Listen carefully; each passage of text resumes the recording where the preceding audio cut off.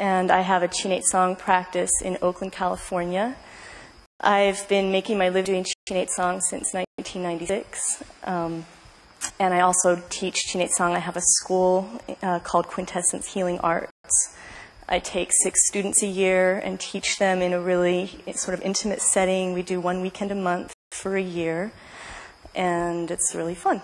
My students from the last year come and assist, and so it's just a really great way to live. I'm so incredibly grateful for this system and this work because it's helped me personally and it's allowed me to engage with people in a way that's really meaningful to me in my life. Let's see. So my name's Tiffany, and I'm nervous. I'm going to share with you a few case studies that I've, especially more recent ones, because they're at the top of my mind. About 3 years ago, I had a referral from a woman in her mid-40s who had 3 fibroids. One was the size of a melon, one was the size of an orange, and one was the size of a lemon.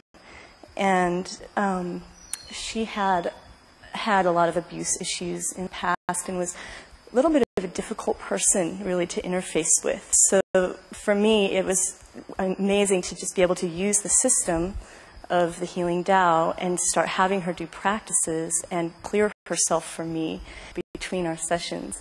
But she was really dedicated to her healing, and she saw me every week. And the fibroids just started to dissolve under my hands on a weekly basis. And a year later, 2 small ones had merged, and the large one was now the size of an orange. And now she has no fibroids at all that are detectable. And this has been a really incredibly validating experience for me because I've worked with some women with fibroids in the past and haven't had this level of success. And I feel what made the difference in this case was my insistence that she do practices in between our sessions and take it on herself, that it wasn't really my work, but that I was guiding her and then directing her body. I feel that working with Tsang, we're working with energy and information, and so helping the parts of the body to get the information from the divine blueprint and from the DNA that belongs in those organs.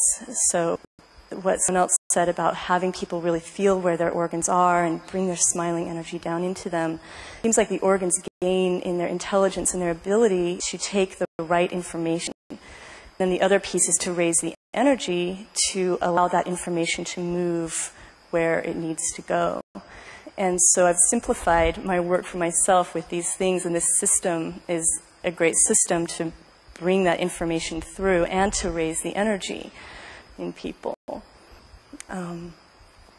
Okay, so another client that I have is a guy who had prostate cancer, and he also had horrible pelvic pain, and he was referred to me by a urologist for the pelvic pain initially.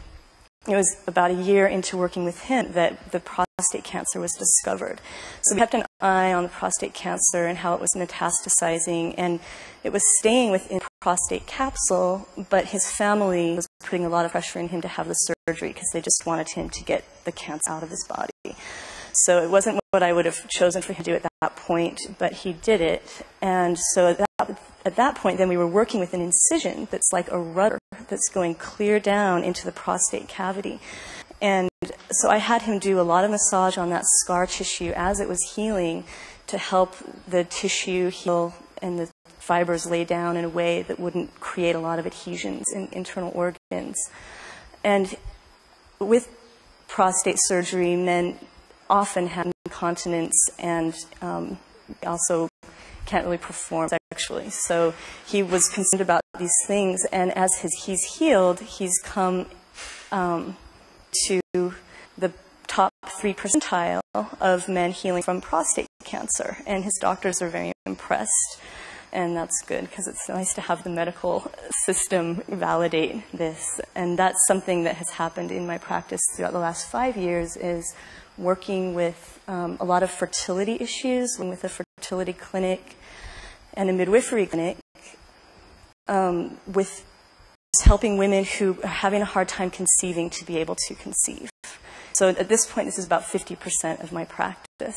And I found clearing abuse issues and things seems to really help people get pregnant, you know, and just the ovarian breathing and cleaning up any scar tissue that might be in there, including old surgeries where the laparoscopic surgeries where they go in through the navel and they go in with a camera to look at an ovary or something like that. What I've found is those old surgeries will start kind of coming up to the surface, and they'll feel, even though they're very old, you'll suddenly feel really tight tissue in there that wasn't even evident for a few sessions, and you get to start clearing the scar tissue the same way that you would clear around the navel. So I've had about 15 babies born now, and it's really exciting. And then some of the babies are born with colic, and then I work with the babies, and I work with the mothers after they give birth also to help bring the organs back into their configuration. And one more case study that's not so sort of medically stellar, but there was an Indian young man, 28 years old, who moved to the States 5 years ago, and he came to me last year. And he was having a terrible time just with his appetite and his ability to digest. And in working with him, it just became so clear that it was basically him moving that threw something off. You know, he didn't have his normal food, his family. So just like having him start to open up to me and sort of trust that someone could actually see where he was at and help make that connection with the ground.